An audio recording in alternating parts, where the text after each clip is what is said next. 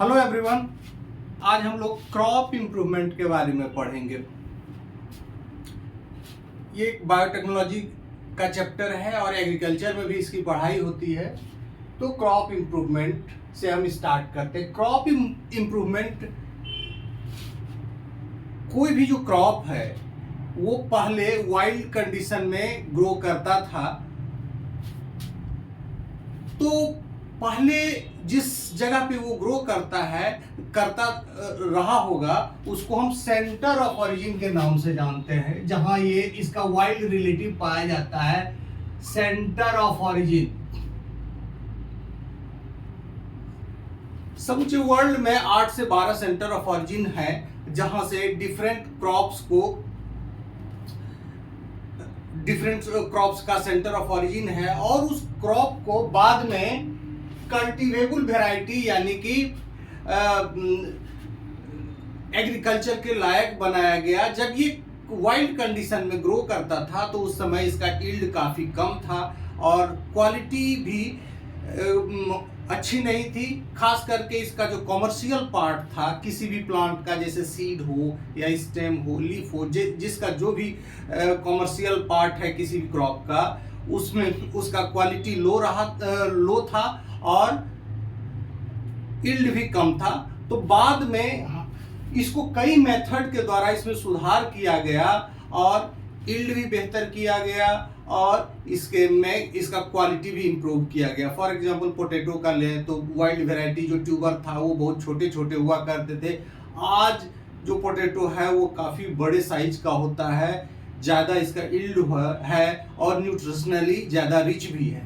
तो इसी तरह से हम देखते हैं कि क्रॉप वैरायटी, ये वाइल्ड कंडीशन से इसको उठाकर different parts of the world में ले जाया गया और कई टेक्निक्स के द्वारा इसको इम्प्रूव किया गया। तो इसमें जो सबसे पहला टेक्निक का इस्तेमाल किया गया है वो है डोमेस्टिकेशन और सिलेक्शन। डोमेस्टिकेशन का मतलब होता है उसको वाइल्ड कंडीशन से लाकर अपने जो कल्टीवेबल लैंड है, फील्ड है, उसमें ग्रो करना और अपने देखरेख में ग्रो करना। उस स्थिति में क्या होता है कि हम या वीड्स, पेस्ट से बचाते हैं, वीड से बचाते हैं, इरिगेट करते हैं, उसमें फर्टिलाइजर डालते हैं, जो कि नेचुरल कंडीशन में पॉसिबल नहीं था। वो सब करने के बाद क्या होता है कि क्रॉप का यील्ड बढ़ता है और उस प्रोसेस को हम लोग क्या कहते थे, डोमेस्टिकेशन। यानी कि जैसे उसको मैंने जैसे डोमेस्टिकेशन का मतलब है पालतू बनाना, तो एग्रीकल्चर को अपने उपयोग के लायक उस क्रॉप को बना लिया। अब ये है दूसरा प्रोसेस है सिलेक्शन। सिलेक्शन में एक तो मास सिलेक्शन होता है, मास, और दूसरा है प्योर लाइन। मास सिलेक्शन में हम क्या करते हैं कि जो भी बेटर क्वालिटी सीड्स है, जैसे मान लीजिए किसी भी क्रॉप का, जैसे मान लीजिए गेहूं है तो उसका सीड ही कॉमर्शियल इंपॉर्टेंस का है, तो जो अच्छे सीड हैं उसको हम चुन के अलग कर लेते हैं, उसको पिकअप कर लेते हैं, इसको स्टोर करते हैं ताकि हम नेक्स्ट सीजन में उसको ग्रो कर सकें।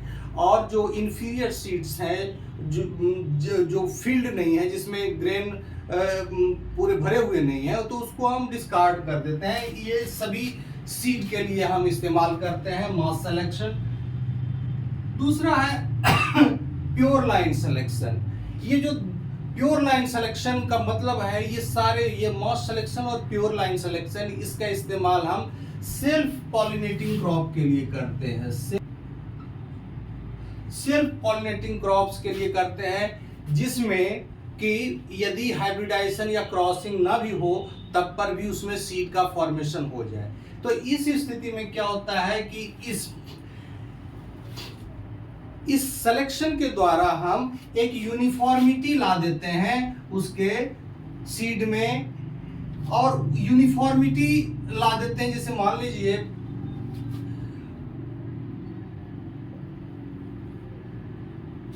पी ही है, मटर ही है, तो मटर में हम बराबर देखते हैं कि पी जो फील्ड सीड है, जो पुस्ट सीड है, उसको हम सेलेक्ट करते जाते हैं। तो ये बराबर करने के बाद ये होता है कि जो इंफीरियर सीड को डिस्कार्ड करते करते तो मोस्ट ऑफ द जो क्रॉप होता है उसका एक एवरेज यील्ड अच्छा आता है। तो इसी को हम कहते हैं कि मटर भी एक सेल्फ पॉलिनेटिंग क्रॉप है। तो उसमें क्या होता है कि जो फील्ड सीड्स होते हैं, ज़्यादातर जब हम उसको एक सीजन के बाद दूसरे सीजन में ग्रो करते जाते हैं तो हमें क्या मिलता है कि एक बेटर क्वालिटी पी मिलता है जिसके दाने पुष्ट होते हैं और न्यूट्रिशनली रिच भी होता है। तो ये कन्वेंशनल मेथड है डोमेस्टिकेशन एंड सिलेक्शन का। दूसरा है ब्रीडिंग प्रोसेस। ब्रीडिंग प्रोसेस में हम क्या करते हैं कि दो तरीका जनरली हम इस्तेमाल करते हैं। एक है कन्वेंशनल ब्रीडिंग और दूसरा है मास असिस्टेड ब्रीडिंग या मैप। तो कन्वेंशनल ब्रीडिंग के बारे में पहले हम लोग जानते हैं। कन्वेंशनल ब्रीडिंग वो मेथड है जिसमें हम क्रॉस कराते हैं दो प्लांट जिसमें एक वांछित कैरेक्टर है, डिजायर्ड कैरेक्टर है, उसके जीनोम को हम एक जगह लाते हैं। फॉर एग्जाम्पल मान लीजिए कि कोई प्लांट है जो वायरस फ्री है, वायरस रेसिस्टेंट है, और दूसरा कोई इलीट वैरायटी है जो हाई यील्ड वाला है, हाई यील्ड, लेकिन इसके साथ दिक्कत है कि ये रेसिस्टेंट है और ये जो है ये रिसेसिव है, यानी कि ये वायरस से आसानी से ये इन्फेक्टेड हो जाता है। तो ये क्या है, ससेप्टेबल है। अब ये जब ससेप्टेबल है तो ये हाई यील्ड कैसे दे पाएगा जब ये वायरस फ्री रहेगा, तब वायरस का इन्फेक्शन नहीं होगा इस पर। तब अब हम क्या करते हैं कि दोनों के बीच में क्रॉस कराते हैं। तो जब क्रॉस कराएंगे तो हमको F1 जनरेशन में जो प्लांट मिलेगा वो हेट्रोजाइगस प्लांट मिलेगा F1 जनरेशन में। अब F1 जनरेशन में हमको ये मिलेगा, इस तरह का प्लांट मिलेगा। ये है तो रेसिस्टेंट, लेकिन इसके अंदर रिसेसिव एलील पड़ा हुआ है। अब एक समस्या है कि हमको इसका हाई यील्ड भी मेंटेन करना है और हाई यील्ड मेंटेन करना है, साथ ही साथ ये जो रेसिस्टेंट वाला प्रॉपर्टी है उसको भी अपने क्रॉप में लाना है। तो बार बार हम ये क्या करेंगे कि ये अब F1 को F2 में, F2 जनरेशन यानी सेल्फिंग के बाद ये आएगा, सेल्फिंग के बाद आएगा। तो सेल्फिंग के बाद ये क्या हो जाएगा कि इसमें 3:1 के से ये सेग्रीगेट करेगा। ये 1 जो होगा ये हो जाएगा, जिसे ये हो जाएगा ससेप्टेबल वैरायटी है, ये 1 ससेप्टेबल है, इसको हम डिस्कार्ड कर देते हैं, ये जो 3 है वो रेसिस्टेंट है। लेकिन इसके साथ दिक्कत है कि इस 3 में एक होमोजाइगस है और 2 हेट्रोजाइगस है। अब इसी को हम F3 F4 करते जाएंगे, सेल्फिंग करा के इसको कराएंगे और जो भी हमको हेट्रोजाइगस मिलेगा उसको हम डिस्कार्ड करते जाएंगे। इससे होगा क्या कि ये जो होमोजाइगोसिटी है रेसिस्टेंस के लिए वो बढ़ता चला जाएगा, यानी कि ये RR वाला कंडीशन बढ़ेगा और स्मॉल r वाला कंडीशन घट जाएगा। ये काफी बढ़ता चला जाएगा और स्मॉल r वाला कंडीशन घटता चला जाएगा, यानी कि ससेप्टिबिलिटी वाला फैक्टर दूर हो जाएगा। 100% तो पॉसिबल नहीं है, लेकिन ऐसा देखा गया है कि अप टू 95% जो प्लांट है वो रेसिस्टेंट हो जाते हैं और 5% प्लांट ससेप्टेबल होते हैं। इसी के आगे और कई बार हम इसको क्रॉसिंग कराते हैं before sending this seed to the field trial और एग्रीकल्चर और इसको एक कल्टीवार के रूप में रिलीज करने से पहले कई बार इसको कराते हैं। इससे भी एक अच्छा तरीका है, this process is called pedigree method, pedigree method और direct cross method. Pedigree method और sorry simple cross method, pedigree method और simple cross method, simple cross method. जो नेक्स्ट है वो है back cross method. Back cross method में हम क्या करते हैं कि ये वायरस रेसिस्टेंट है, आरआर वायरस रेसिस्टेंट है और ये हाई यील्डिंग है लेकिन ससेप्टेबल है।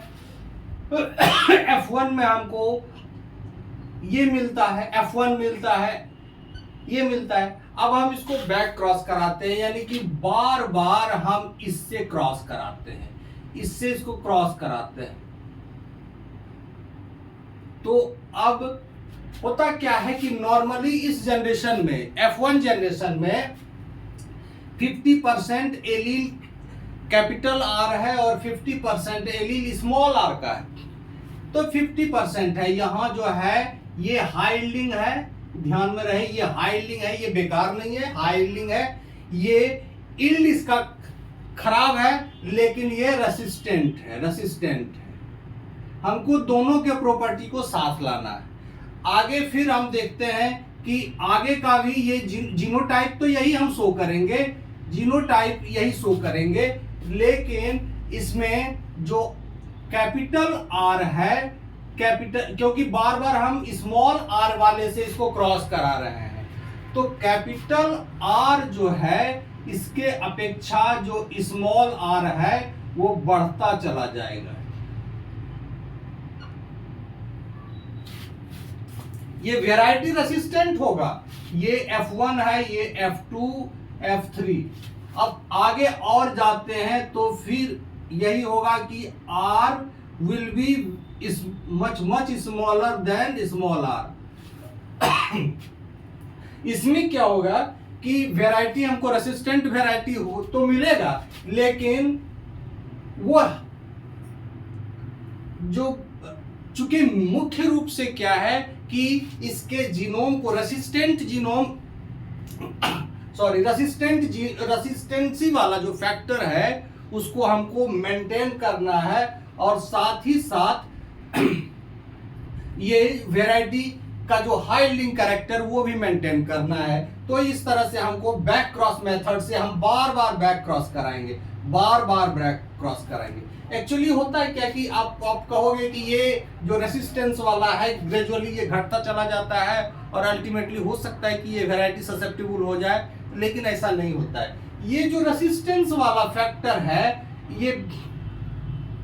ये रेसिस्टेंट वाला जो फैक्टर है, जीन है, ये हम इसको साइटोप्लाज्मिक स्टेबिलिटी वाले स्ट्रेन का इस्तेमाल करते हैं। अब साइटोप्लाज्मिक स्टेबिलिटी वाले स्ट्रेन को इस्तेमाल करने से क्या होगा कि ये फीमेल प्लांट की तरह बिहेव करेगा जबकि ये मेल प्लांट की तरह बिहेव करेगा। तो क्रॉस इसमें सीड तभी बन पाएगा जबकि ये क्रॉस करेगा, क्योंकि इसके साइटोप्लाज्म में मेल स्टेरिलिटी है, तो ये मेल स्टेराइल होगा, बार बार ये इसके मदद से सीड बनाएगा। अब जो स्टेरिलिटी वाला फैक्टर है उसके साइटोप्लाज्म में है, ये न्यूक्लियस में इस आर को यदि रिप्लेस भी कर दिया जाए तो ये रेसिस्टेंस वाला फैक्टर रहता है और बार बार तो साइटोप्लाज्मिक मेल स्टेरिलिटी का हम इस्तेमाल इसमें करते हैं। इस बैक क्रॉस में खास करके राइस में हम इस टेक्निक का इस्तेमाल करते हैं कि ब्रीडिंग, यहाँ 3 तरह के ब्रीडिंग को डिस्कस किया गया है, conventional breeding, marker assistant breeding और म्यूटेशन ब्रीडिंग। तो ये जो कन्वेंशनल ब्रीडिंग है इसके बारे में तो अभी हम लोगों ने चर्चा किया कि conventional breeding is based on the analysis of phenotype, मतलब कि F1 का भी हम फिनोटाइप देखेंगे, F2 का भी फिनोटाइप देखेंगे और बार बार स्क्रीनिंग करेंगे यानी कि जो इंफीरियर या ससेप्टेबल सीड है, ससेप्टेबल वेराइटी है, उसको डिस्कार्ड करेंगे। तो हमको क्या करना पड़ेगा कि F1 को ग्रो करना पड़ेगा, फील्ड में प्लांट बनाना पड़ेगा और प्लांट के बाद ही ये सीड बनाएगा। और यदि प्लांट वायरस रेसिस्टेंट है तो हमको ससेप्टेबल है तो प्लांट को ही देखना पड़ेगा कि क्या प्लांट ससेप्टेबल है वायरस से या नहीं। तो ये सीड को ग्रो करना पड़ेगा और बार बार हमको फिनोटाइप, तो ये फिनोटाइप पे स्क्रीनिंग करना पड़ेगा। तो conventional breeding is based on the screening of phenotype, यानी कि जब तक हम उस प्लांट को ग्रो नहीं करते हैं उसके रेसिस्टेंस या ससेप्टेबल नेचर को नहीं जान सकते। एक दूसरा मेथड है जो कि रिसेंट है, इससे ज्यादा रिसेंट है, वो है मार्कर असिस्टेड ब्रीडिंग या मार्कर असिस्टेड सिलेक्शन। इसको मास के नाम से भी जानते हैं, मार्कर असिस्टेड सिलेक्शन। इसमें डीएनए मार्कर या फिर जेनेटिक मार्कर का इस्तेमाल होता है। जेनेटिक मार्कर क्या है? जेनेटिक मार्कर है कि किसी भी फिनोटाइप के लिए कोई न कोई जीन रिस्पॉन्सिबल है, तभी ये फिनोटाइप आ रहा है।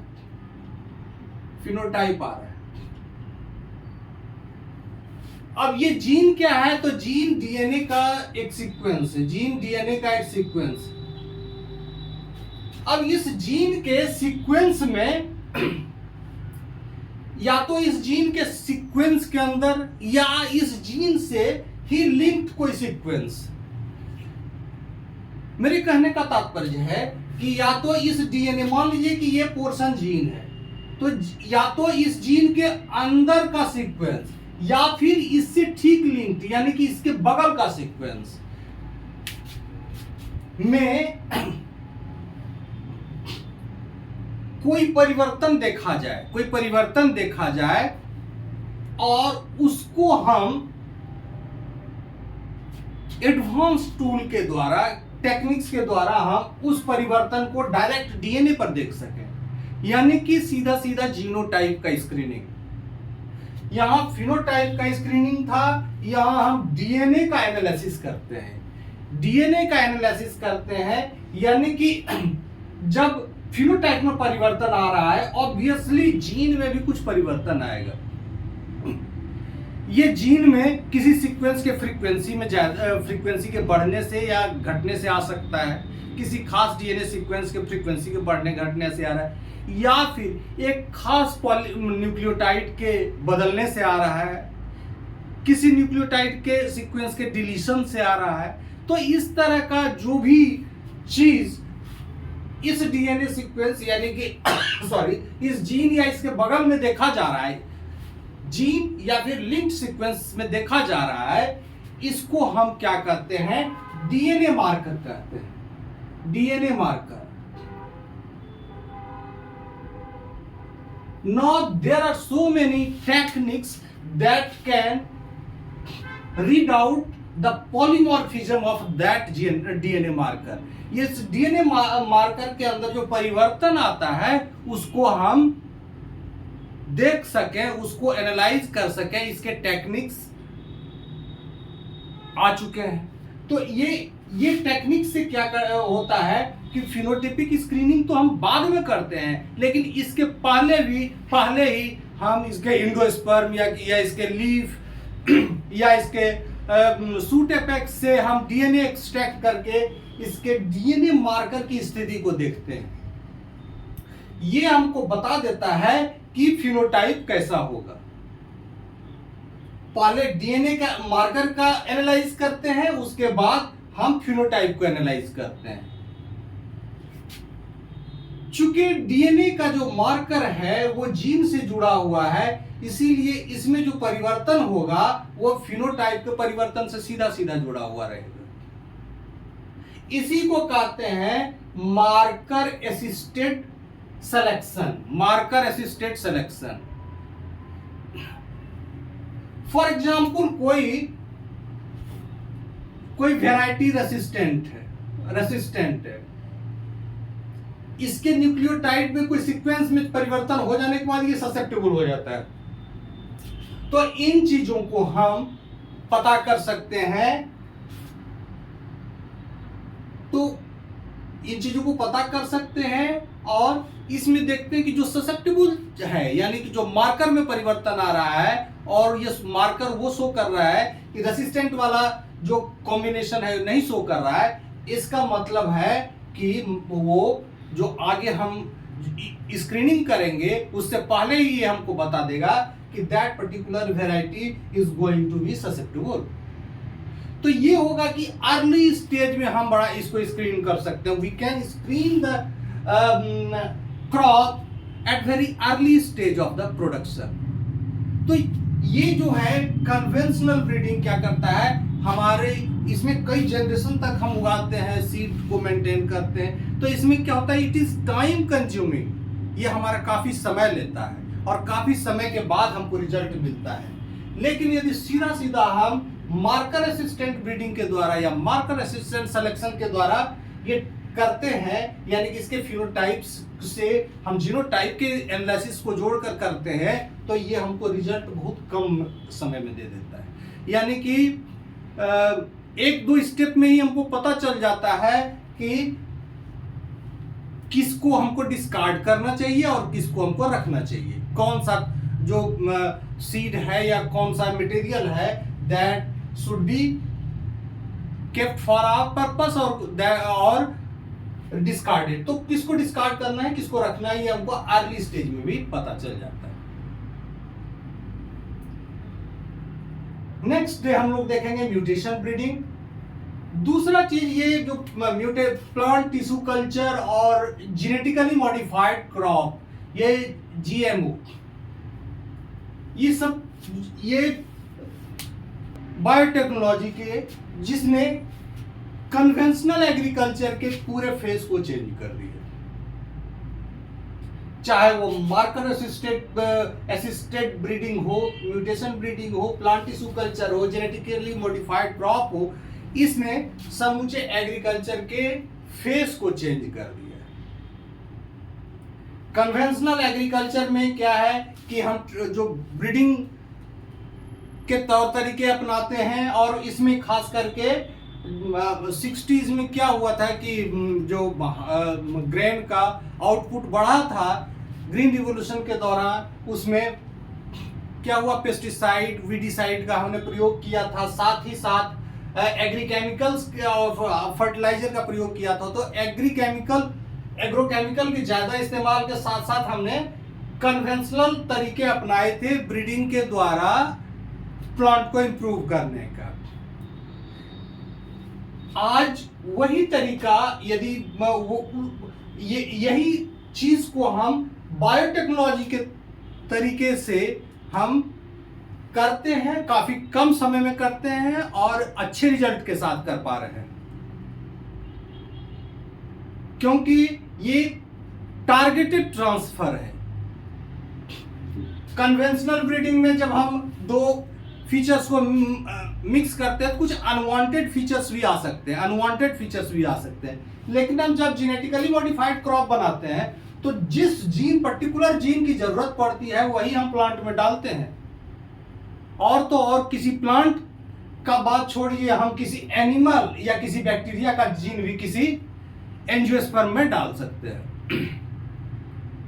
तो इस तरह से हम देखते हैं कि काफी परिवर्तन आया है। हालांकि इसके कुछ डिसएडवांटेज भी हैं, ऑब्वियसली बहुत सारे, खास करके जेनेटिकली मॉडिफाइड क्रॉप्स के बहुत सारे एथिकल इश्यूज भी हैं, डिसएडवांटेज भी हैं कि यदि ये नेचर में ट्रांसफॉर्म क्रॉप जो है नेचर में आ जाता है तब ये क्या होगा। यदि हमारे जो नेचुरल क्रॉप के साथ मिक्स हो जाता है तब उसका जीनोटाइप कुछ और है और हमारे जो नेचुरल क्रॉप का जीनोटाइप कुछ और है, ये आपस में हाइब्रिडाइजेशन करने लगेंगे तो क्या होगा, पूरा मिक्सअप मैश हो जाएगा। तो इन चीजों को इस्तेमाल करने के लिए काफी केयरफुल रहने की जरूरत है और these things are produced by the stringent regulatory mechanism जिसके द्वारा जीएमयू का प्रोडक्शन किया जाता है। आज के लिए इतना ही। Okay, thank you.